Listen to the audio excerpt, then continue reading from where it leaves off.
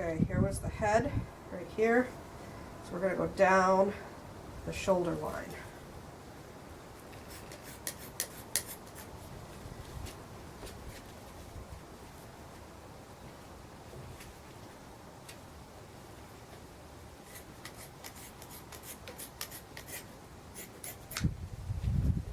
And that gives it a square shape.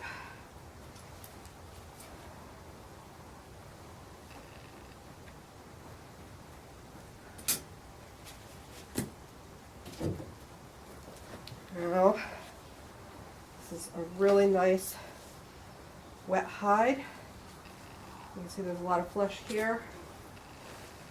So if I come at it from this angle,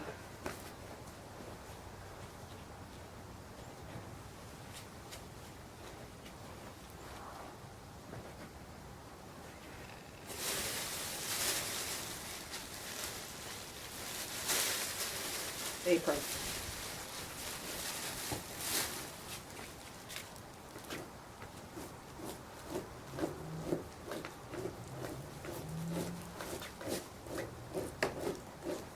Just push all that tissue and meat right off.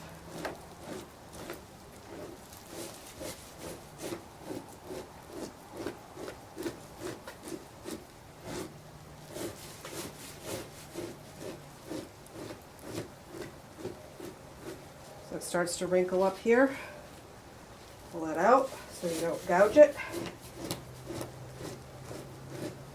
You're just pushing all this flesh off. You're not cutting anything, just pushing.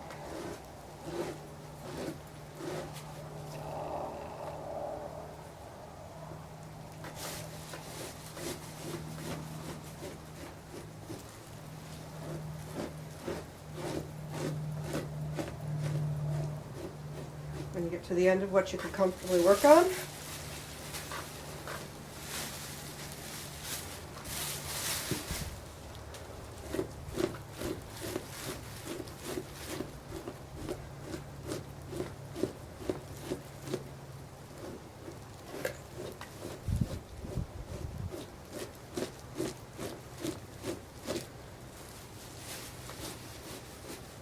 it's much easier to work on a wet hide than it is to work on a dry hide. You actually can't do this to a dry hide. So if you have a dry area, just wait until the next, well, not the next step, but a few steps after that, when you come back to fleshing, because that will make your life a lot easier. I'm not pushing hard.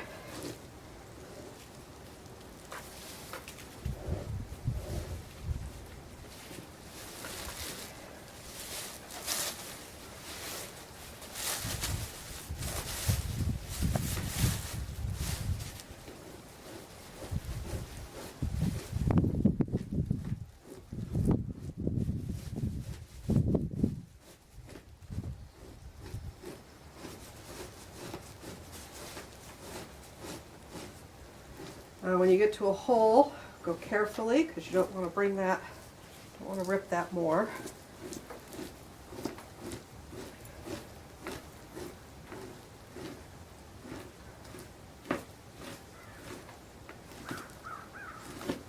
And when you get to the ends of the hide, that can be a little tricky because you have to push that flesh and tissue off of it, and it never wants to let go. Have a bin to put things in so you don't make a mess of your working area.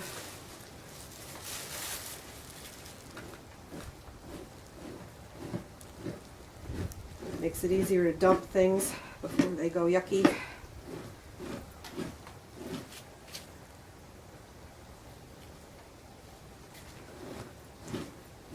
Now notice I didn't pull that off. I just left it right there, because the weight of that is going to help me when I get to the other areas.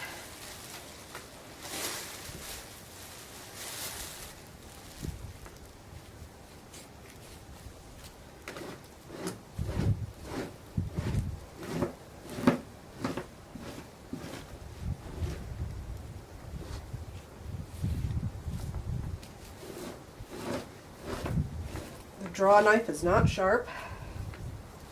It does have an edge to it, but it is not sharp. You're pushing, not cutting. Just want to have it have enough of an edge to get underneath the tissue. And for parchment or leather, you want there's a nerve and blood vessel connective tissue layer. You want that off.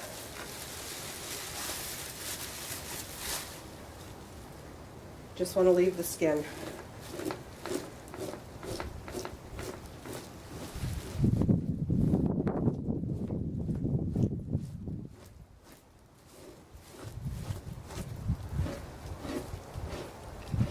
It's easiest to go around the entire skin one way or the other.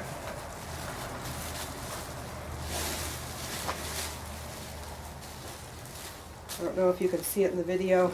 I have a tarp, just a canvas tarp, over the top of the ground and the tires underneath my flushing beam. And that is to help keep things clean, because just like any other craft project, even though this is really dirty and yucky, the less dirt you get on your clean hide, the better. Dirt doesn't like to come off of leather. Make you really miserable if this falls in the dirt.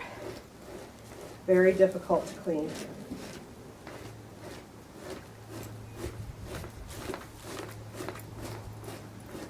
I'm hoping that the sunshine coming in here isn't making the camera go nutty.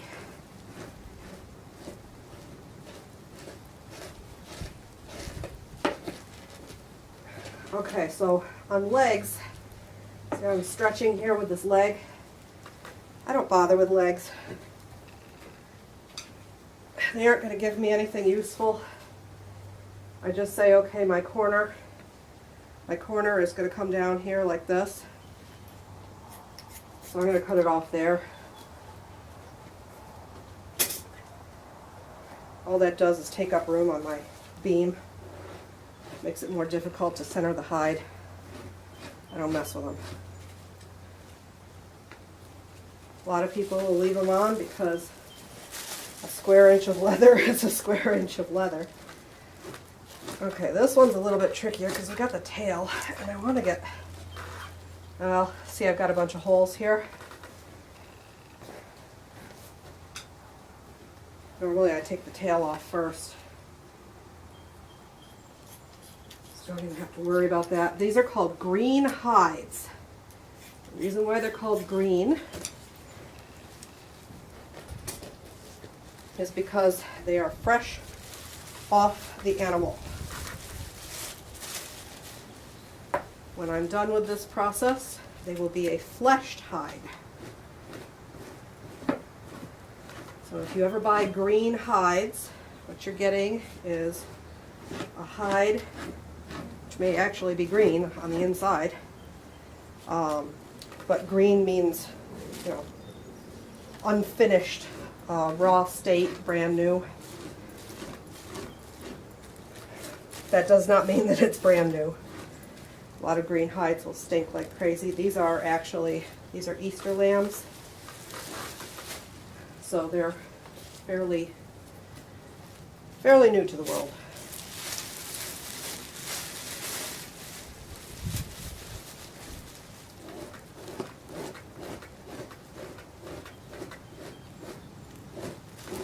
I am going to try to speed this up.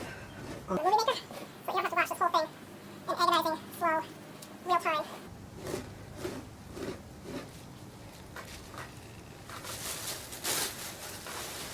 But as you can see, it doesn't actually take that much time to get around a small hide. Big hides obviously take longer.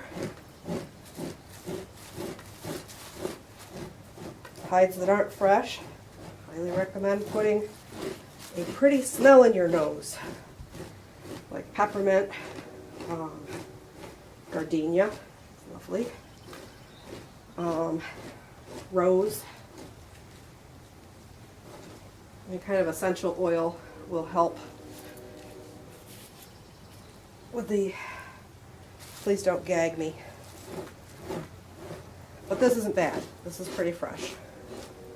There is a slight cheap odor to it.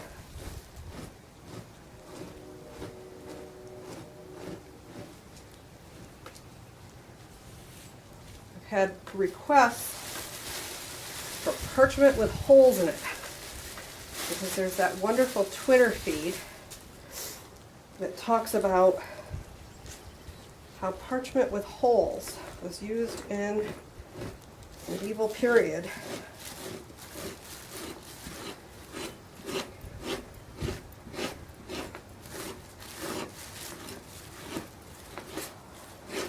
Absolutely fascinating. I usually like my flushing beam just a little bit higher up. My husband and my father stole the tire. This is high-tech stuff here, folks. My flushing beam is a PVC pipe resting on 3 tires with a bucket of bolts down at the bottom and a bag of salt on top. Very high-tech. Had to order that special.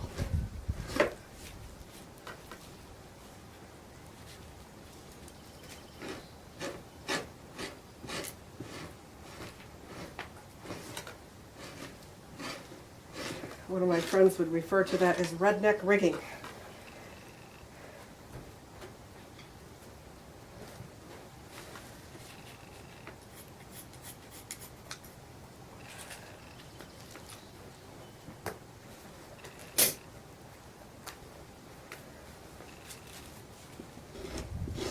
I use scissors to cut that. You can use a really sharp knife.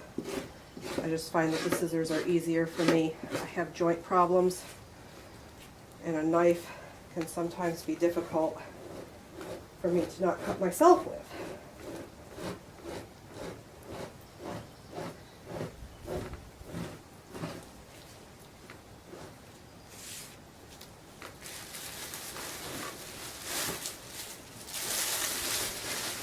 It's probably going to be one monster video. Okay, we are getting to the dreaded sheep tit area. There's a teat in here somewhere because I can see the mammary gland right there. I hate these things.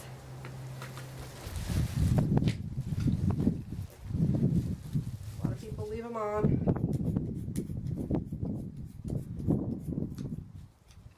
No sheep tits. Teats.